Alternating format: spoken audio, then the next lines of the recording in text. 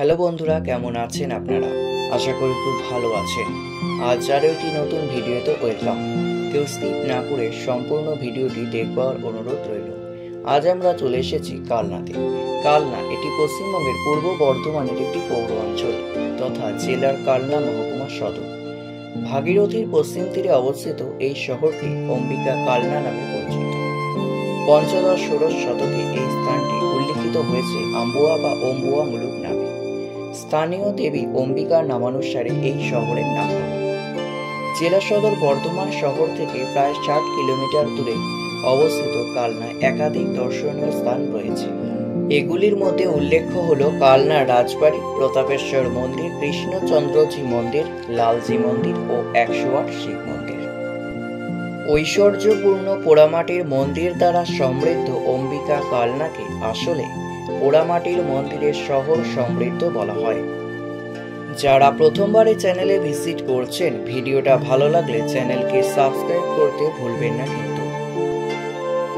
1809 সালে মহারাজ তেজচন্দ্র বাহাদুর এই স্টক নির্মিত আটচালা মন্দিরগুলি নির্মাণ করেন, যেগুলি শুভ সংখ্যক এবং 2টি বৃত্তাকার সারিতে বিন্যস্ত। বাইরের বৃত্তে 74টি মন্দির। এই বৃত্তের পরিধি 710 ফুট এবং ভিতরের বৃত্তে 34টি। এই বৃত্তের পরিধি 336 ফুট। মন্দিরগুলি জপমালার প্রতীক হিসাবে সম্ভবত উপস্থাপিত হয়েছে। বৃত্তদ্বয়টির কেন্দ্রস্থলে আছে বড় একটি ইদারা। এটিকে জলশূন্য নিরাকার ব্রহ্মস্বরূপ পরম শিবের প্রতীক মানা হয়। পুরো মন্দির প্রাঙ্গণটি সুন্দর ফুলের বাগানে সুসজ্জিত।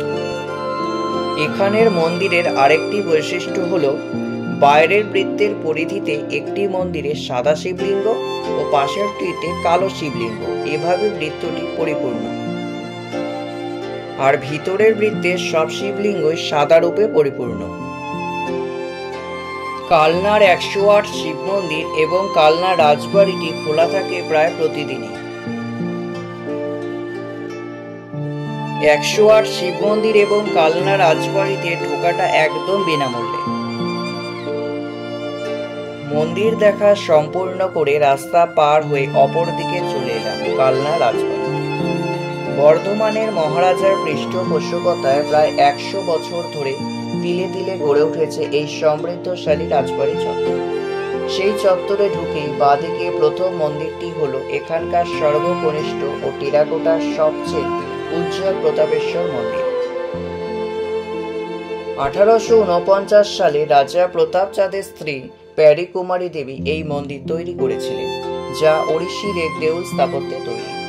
এই মন্দিরটি সূক্ষ্ম টেরাকোটার কারুকার্য বিশ্বের তাবর মন্দিরের সাথে তুলনীয়। মন্দিরটির চারপাশ জুড়ে রয়েছে দুর্গা রাম রাবণের যুদ্ধ, কৃষ্ণলীলার বর্ণময় অলঙ্করণ।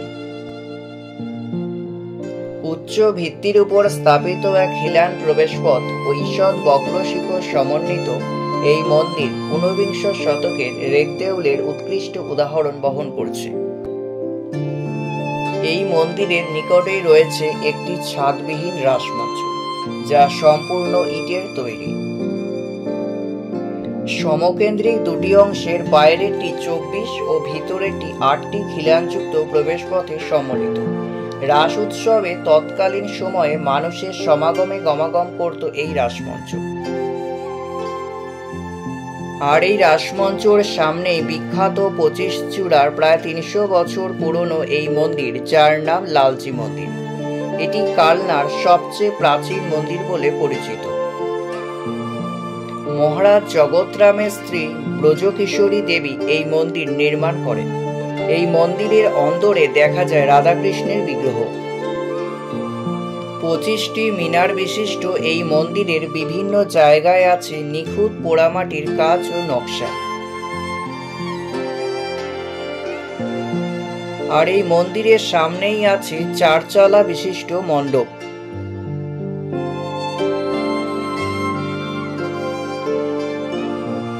আর এই মন্দিরের উল্টো দিকে আছে গিরি গোবর্ধন মন্দির।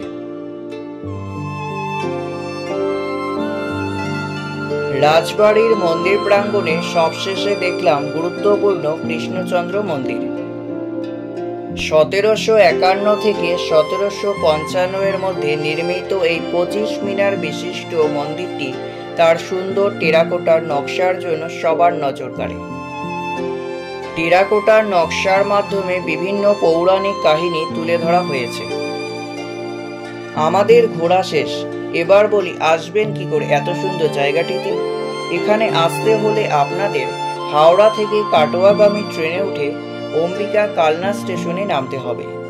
এছাড়া শিয়ালদা থেকে কাটোয়া যাওয়ার সকাল 8:06 গ্যালোপিন লোকাল ধরে আসতে পারেন এখানে, অথবা শিয়ালদা শান্তিপুর লোকালে উঠে শান্তিপুর স্টেশনে নেমে অটোয় নৃসিংহপুর ফেরিঘাটে এসে নৌকা করে পেরোলে পৌঁছে যাবেন কালনায়। অম্বিকা কালনা স্টেশনে নেমে ওভারব্রিজ দিয়ে 1 নম্বর প্ল্যাটফর্মের বাইরে বেরোলেই সামনে অটো এবং টোটো স্ট্যান্ড আছে। সেখান থেকে এই রাজবাড়ি ও 108 শিব মন্দির যাওয়ার অটো পেয়ে যাবেন। আর যদি কেউ সড়ক পথে আসতে চান তাহলে কলকাতা থেকে যশোর রোড ধরে বিরাটি কল্যাণী এক্সপ্রেস হয়ে ধরে বাঁশবেড়িয়া মোড় হয়ে আসতে পারেন এখানে। সময় লাগে মোটামুটি 2.5 থেকে 3 ঘন্টা। আশা করি নতুন বন্ধুরা এতক্ষণে চ্যানেলটিকে সাবস্ক্রাইব করেই ফেলেছেন। কেমন লাগলো ভিডিওটা লাইক করো এবং কমেন্ট করো এবং শেয়ার করো সকলের সাথে। দেখা হচ্ছে পরবর্তী ভিডিওতে। তাহলে আজকের মতো টাটা।